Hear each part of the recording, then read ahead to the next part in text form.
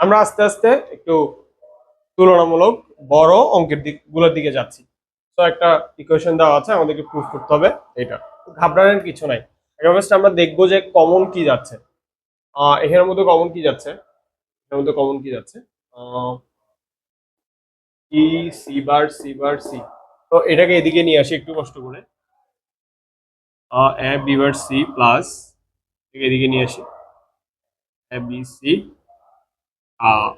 এ B bar C bar plus এবার B C বার।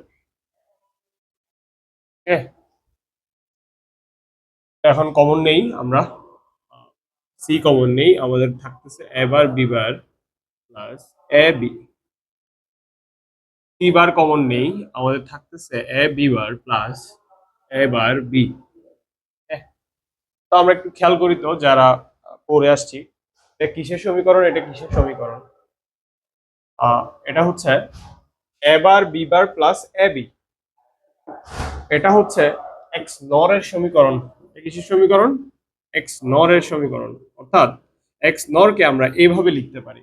X নর কে আমরা কিভাবে লিখতে পারি? এভাবে আমরা প্রকাশ করি মূলত। এখানে আবার সি বার আছে। এটা কিসের সমীকরণ? এক্স অর এর সমীকরণ। একটু খেয়াল করে দেখো।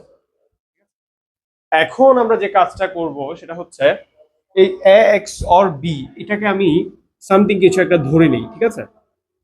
আমি এটাকে ধরো কি ধরবো, এক্স ধরি।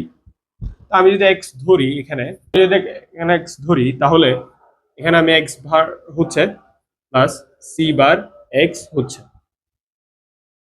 তবে খেয়াল খেয়াল করো তো যে এটা কি দাঁড়াচ্ছে। এ বার যে কোনো একটা বার বি প্লাস, এটা কিসের সমীকরণ? এটা আবার দাঁড়াইলো কিসের সমীকরণে? এবার তুমি যদি এখানে মানটা বসাই দাও, এটা কিসের সমীকরণ দাঁড়াচ্ছে একটু খেয়াল করো, দেখো। এ বার বি প্লাস এ বি বারকে তুমি যদি এ এক্স অর বি লিখতে পারো, তুমি এখন এটাকে কি লিখতে পারবা? C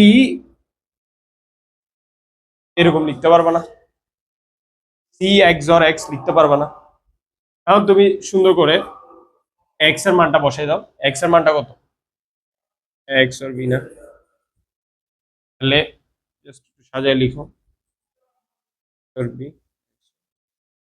proofed. বুঝতে পারছি আমরা লাইন